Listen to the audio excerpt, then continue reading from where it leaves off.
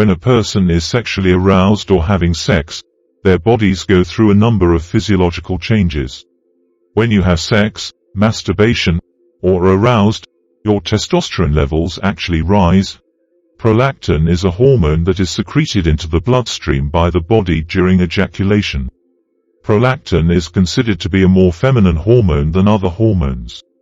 Because this is the hormone that enables women to produce breast milk, it has the unfortunate side effect of making you feel drowsy, giving you brain fog, impairing your ability to think clearly, and giving you the urge to do nothing more than lie down on the sofa and take a nap. It's a hormone that's particularly prevalent in women.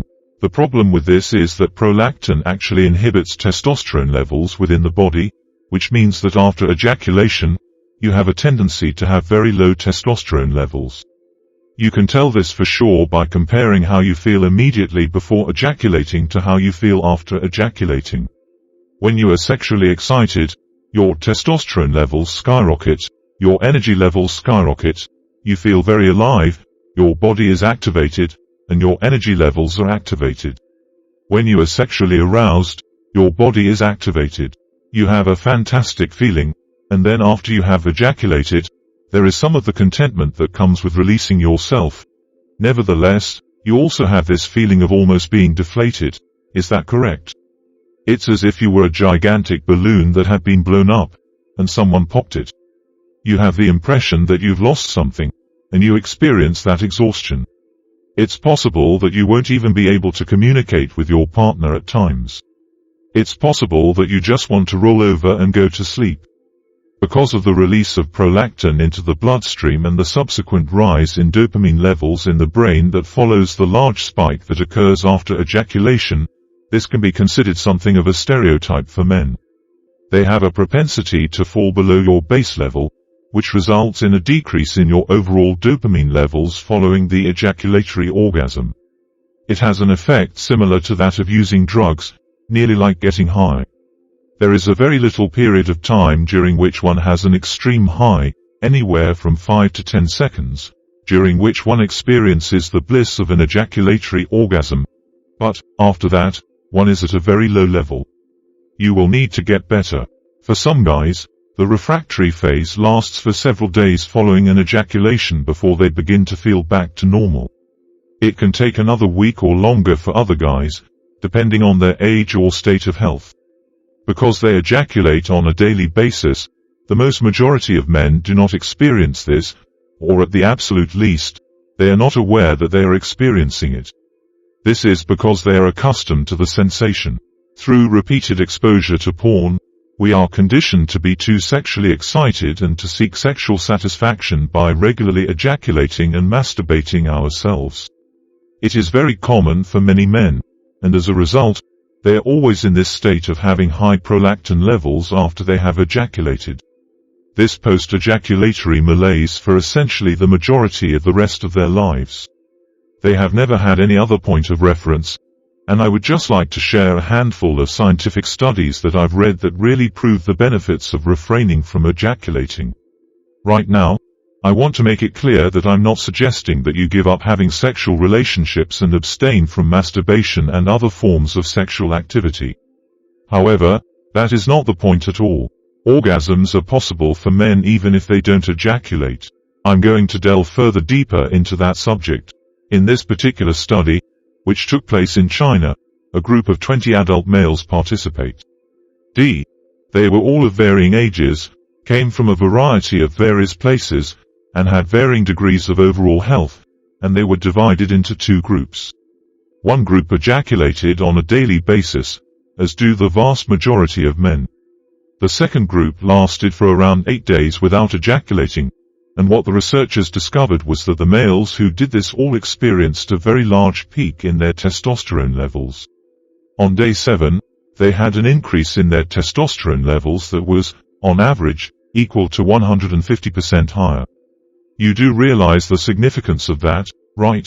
According to the findings of this study, suppressing ejaculatory urges can have a significant impact on levels of testosterone. Other studies that I've seen imply that when a man doesn't ejaculate for a period of time, his testosterone levels are significantly increased.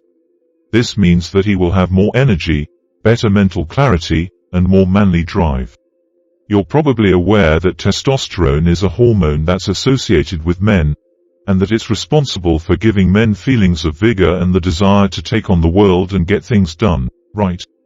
It is usual for a person to have low levels of testosterone when they have prolactin being secreted into their blood every day due to the fact that they ejaculate frequently. You're going to be a little more submissive, a little more slothful, and you won't be as proactive as you normally are. It's possible that you suffer from brain fog, that you like to spend a lot of time lounging about and playing video games, or that you spend every night on Pornhub masturbating to pornographic content. These are some of the things that may occur if you ejaculate on a regular basis, and while I'm not stating this out of judgment and there's no such thing as right or bad, I do believe it's vital to learn this knowledge so that you may decide for yourself what to do with it. Since I stopped ejaculating, I've experienced a dramatic shift not only in my level of energy, but also in who I am as a person in general. When I first started keeping my sperm, I was the type of person who was highly sedentary, spending all day every day lying on the couch playing video games and never being able to get up and do anything. Even trying to motivate myself to work out was fruitless. After I began working on retaining my sperm through practice and training myself to spend longer lengths of time without ejaculating, I felt a profound connection to the manly power that I had. I became really self-motivated, and I started going to the gym, where I worked out and built my physique. I started educating myself, honing my abilities, and getting experience in preparation for starting my own business. I had a strong yearning to bring something new into the world, which is exactly what your sexual energy enables you to achieve. First of all, on a physical level, you're bringing those youthful hormones back into balance and getting that testosterone level to where you want it to be, but on a more esoteric level, you're boosting your sexual energy and your desire to have sexual encounters.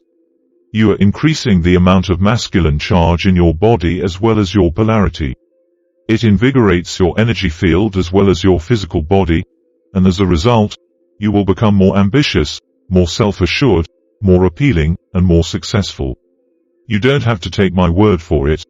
Reading about other people's experiences or looking at research is interesting, but ultimately, you need to try it out for yourself. Try going a week without urinating or ejaculating if you've never gone more than a day or two, a few days, without doing so. I can assure you that you will find that there are major differences. Thank you for watching the entire video. If you want to get notifications on our upcoming videos, do not forget to hit the subscribe button and join our army.